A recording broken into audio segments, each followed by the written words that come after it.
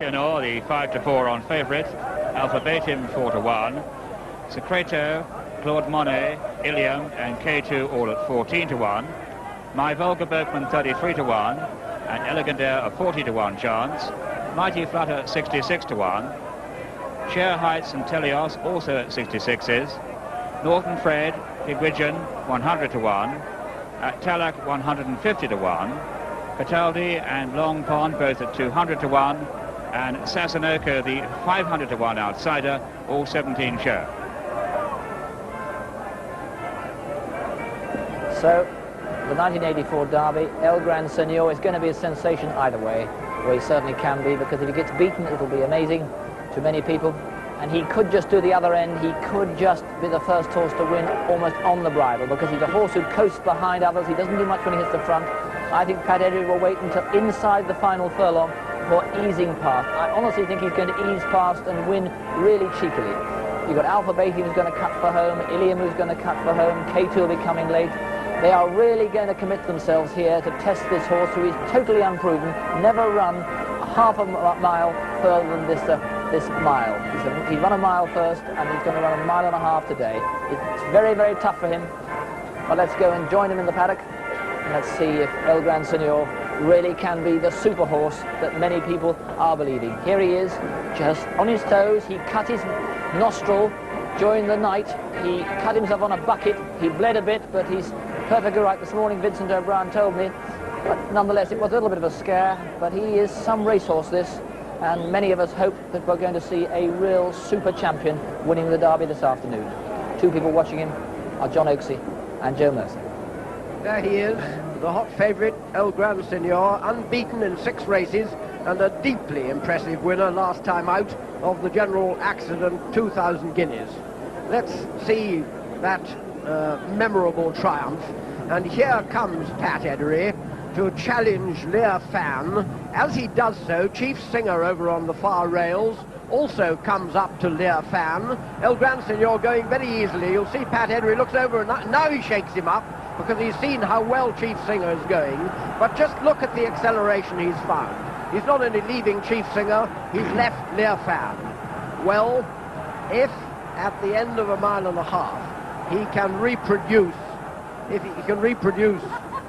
that kind of acceleration, the Derby is as good as in the form book. But, and it's a big but, a mile is the furthest he's ever galloped. There you can have a look at his nose. I don't think we'll be able to see the very small scar on it, and I'm full of hope that it won't make the slightest bit of difference. Vincent O'Brien, who's trained 6 Derby winners, 2 of them by El Gran Senor's sire, Northern Dancer, is convinced that he will stay. Pat Eddery is also convinced. He has a wonderful temperament. I think he'll get a mile and a half, and if he does, as I say, the Derby is as good as in the form book. Number 9, El Gran Senor.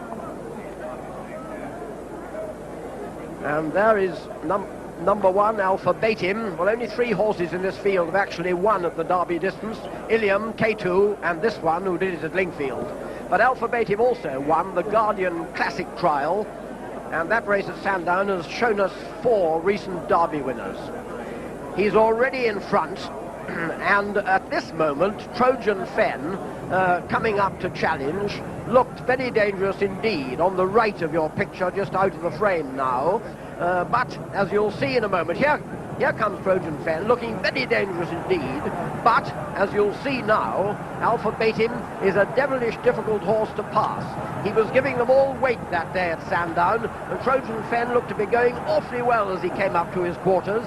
But he can't get past him. In the last furlong, Alphabetim is drawing steadily away. He is, as I say, a devilish difficult horse to pass. He looks superb today, and surely the presence of Lester Piggott on his back is not going to make it any easier to pass him. He's sure to go for home early in the straight, and with 2 pacemakers, well, he ought to be able to test El Gran Senor's stamina. Number 1, Alphabetim, the mount of Lester Piggott. And there's Claude Monet, whom Leicester would have been riding, well, like El Gran Senor, he's unbeaten, but unlike him, he's not always been, by any means, a convincing winner. In the Mercadante Stakes, for instance, although Claude Monet gets there in the end, he only just holds on. Elegant Air, Long Pond, Pigwidgeon and Telios were all in this race, but Claude Monet, third from the left of your picture, gets most trouble from Hatim, who unfortunately isn't in the Derby field. Hatim, that's head for heights inside Claude Monet, Elegant Air over on the far rails, but as you see, Claude Monet is really driven out to beat Hatim. He certainly stayed on all right that day, but that was only 1.25 miles, and the question is, will he get another 1/4 mile? As I say, Elegant Air, Long Pond, Pigwidgeon and Telios were all behind him, but since then Henry Cecil, as he said, has been worried about Claude Monet's wind. He's done one bad gallop and then recently one good one. Well, if he does get the extra 1/4 mile, Steve Cawthon may have a good ride. Personally, I doubt it. Number 4, Claude Monet.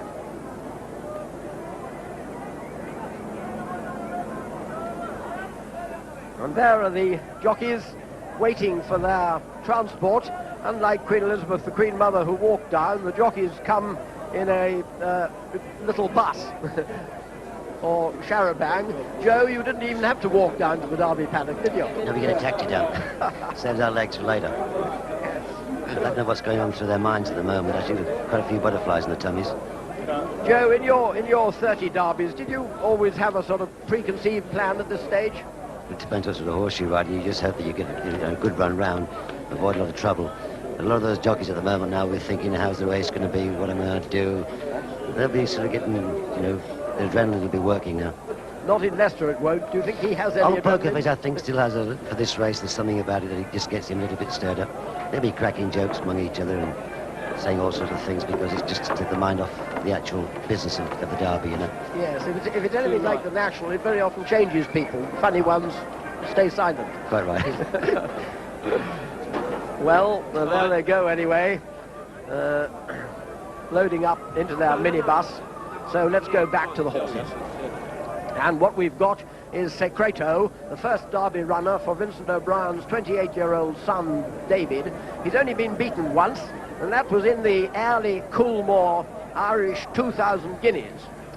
Sadler's Wells, in the Sangster colours, is in the lead, and Proceda is on one side of him, and Secreto on the outside. And as you can see, Secreto never quite gets to Sadler's Wells and Proceda, but he makes a damn good try, and since Sadler's Wells ran a fine race next time in the French Derby, I think this was a pretty good performance. That's Secreto in third place, and as you can see, as the line comes up, he's gaining steadily. There is Secreto. Well, Sadler's Wells, as I said, has run a fine race since in the French Derby. He, Secreto and El Gran Senor are all by Northern Dancer, and in fact Secreto is every bit as likely to stay as the favourite. He has given trouble at the start, but provided his nerves don't trouble him today, one with a real chance, number 20, Secreto. And there is number 12, Ilium, who's going to be the mount of Tony Murray. He's a son of the late and much lamented Troy, and like Troy, he proved his stamina in the Schroeder Life Predominate Stakes at York. Claude Monet had beaten him at Sandown, but Ilium is certainly improving. Sassanoko makes the pace for him today, and he'll be likely to be running on towards the end. Number 12, Ilium.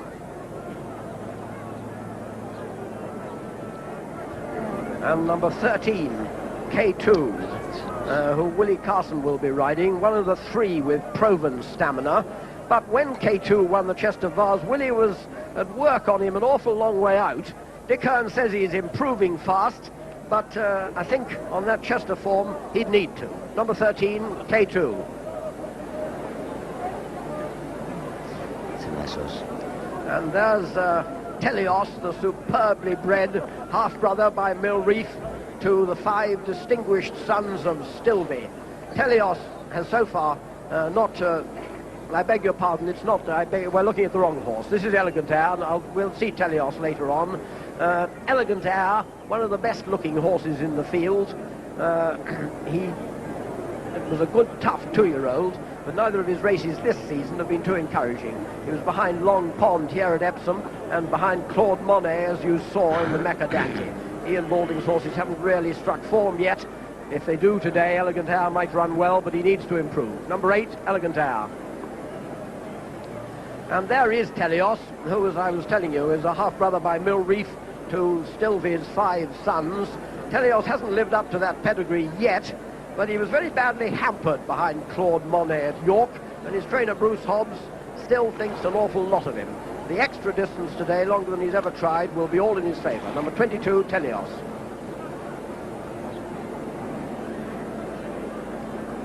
And there is the Grey, the only French-trained runner in the race. Number 17, Northern Fred. He's certainly the hardest worked horse in the contest, because he's run 8 times this season, and 2 of those were good runs in Italy, one against the unbeaten Wynor, which would give him a chance. It's a common market enterprise, this one. An English trainer, Charlie Milburn, based in France, an Australian jockey who's based in Hong Kong, and an English owner. An outsider, but not a hoper, not a no-hoper. Number 17, Northern Fred. And there's Greville Starkey's ride, trained like Alpha Baitim by Guy Harwood. He's twice been behind Claude Monet, Pigwidgeon, 8th in the Mecca Dante. He shouldn't be good enough here, but at least ought to give Greville a nice, comfy, mobile grandstand to watch the result of his supremely unselfish and sporting gesture in giving up the ride on Alpha Baitim to Lester Piggott. Number 18, Pigwidgeon. I must say, I would love to think that Pigwidgeon could get into the shake-up, but the form book says that he can't. But Greville Starkey, of course, absolutely right not to ride Alpha Baitim if he didn't feel absolutely 100%. That's my Volga Boatman, the mount of Walter Swinburne. He's only had 1 run this year, but his jockey Walter Swinburne said he was very unlucky behind Ilium at Goodwood. You couldn't really see the incident on the film that I saw afterwards, but his owner, Colonel Hugh Williams, has got a tremendous classic record: Altesse Royale, Aurelius, English Prince, many other good horses he's owned. So who knows? My Volga Boatman, a possible outsider. Number 16, my Volga Boatman. And there is number 15, Mighty Flutter, a half-brother to the Hunt Cup winner Mighty Fly. Not really bred to stay 1.5 miles, but he seemed to do so in a Newbury maiden. He'll stay it, I reckon, but I'm afraid he'll probably take just a bit too long about it. Number 15, Mighty Flutter. And there is Queen Elizabeth studying the form, as you can see.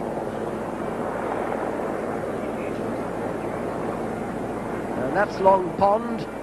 He's only having his 4th race, the 4th race of his whole life, Long Pond. Very game performance he put up in the Blue Ribbon Trial over part of the Derby course, but he was only 7th to Claude Monet in the Mecca Dante. On breeding, by rarity out of a man by King's Troop, he's not at all certain to stay 1.5 miles. Number 14, Long Pond. Number 2, At Tallack, is the mount of Richard Hills. He was only beaten half a length over the course and distance of the Derby in the Warren Stakes by Great Western, and then he was 4th in the Italian Derby, 4th to Wynor, who I was talking about before, and on that form he shouldn't really beat Northern Fred.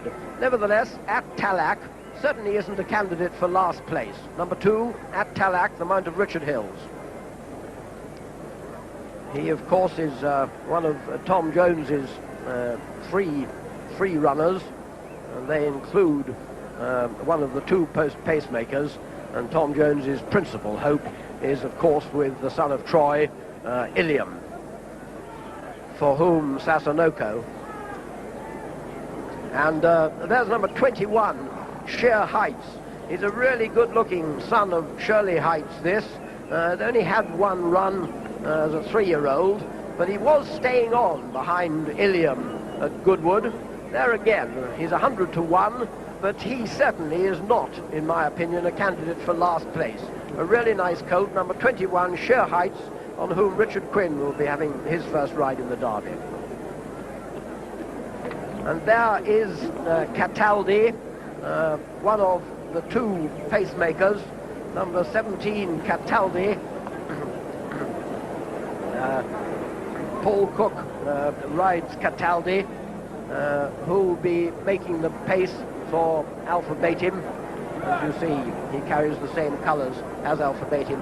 I beg your pardon, it's not written by Paul Cook, it's written by Tony Clark, of course. Tony Clark has rode Leofan and several other good horses for Guy Harwood. Today he's got the job of making the pace for Lester Piggott on Alpha Betim, on Cataldi, whom Trevor Rogers is riding today. Well, Sassanoko will be trying to make the pace for Ilium.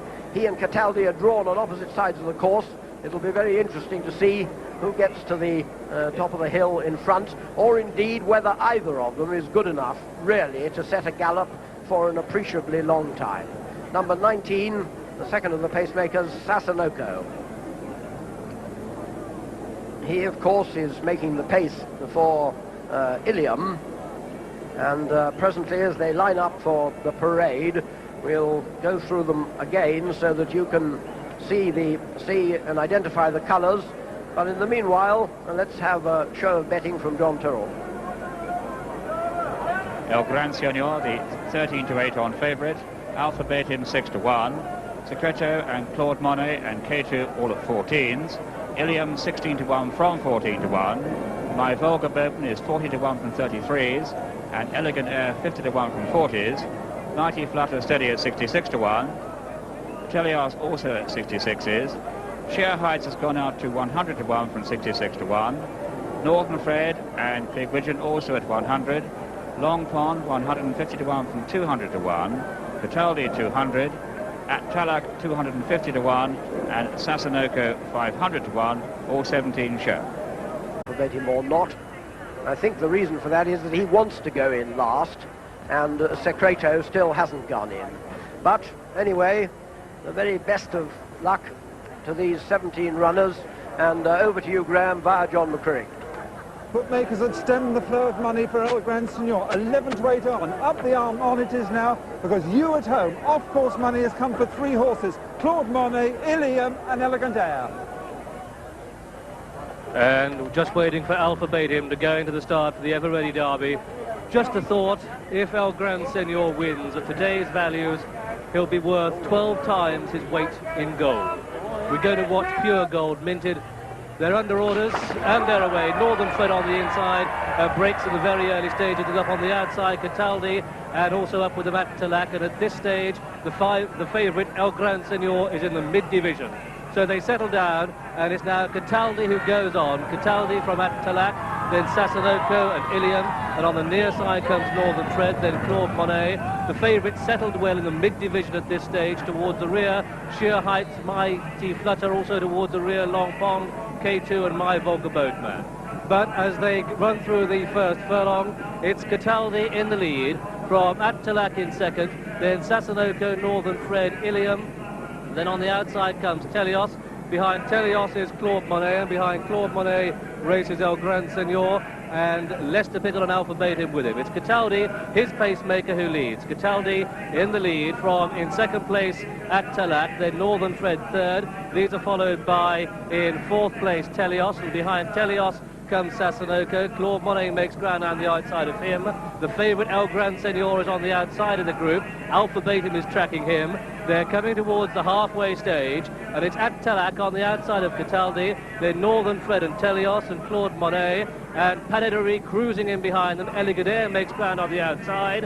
At-Talak in the lead, and they're looking round there, and it looks as if K2's in distress, and it's At-Talak in the lead. At-Talak from, in second place, Northern Fred, then Telios, then comes Claude Monet, and behind Claude Monet is Ilium, then comes Elegant Air, then El Gran Senor, 5 furlongs to go, and it's At-Talak in the lead from Telios in second, then Northern Fred third, Claude Monet fourth, El Gran Senor is in fifth place on the outside of Ilium. They begin the sweep round Tattenham Corner, and it's At-Talak in the lead from Telios in second place, then Claude Monet third, El Gran Senor is in fourth place. These are followed by Eligadair, just over 3 to go, and it's Attalac in the lead. Attalac with Lester Piggott on the extreme left of the picture at about 9th place, 2.5 to go, and it's Attalac in the lead from Telios. Then on the outside comes Secreto making ground, but look at El Gran Senor, he's absolutely cruising. They've got 2.5 furlongs to go. Attalac 2 to go, 1.5 to go. Panetta is looking round for dangers. Secreto on the outside is his danger. The rest are like whirling dervishes. It's Panetta setting still, but he's after quicker now. It's El Gran Senor and Secreto inside the final furlong. El Gran Senor and Secreto. El Gran Senor and Secreto. Mighty Pannetta's going to be third. El Gran Senor and Secreto. It's a ding-dong battle in the line. El Gran Senor and Secreto at the line. It's Secreto from El Gran Senor. Then Mighty Panetta Attalac, Alphabadian.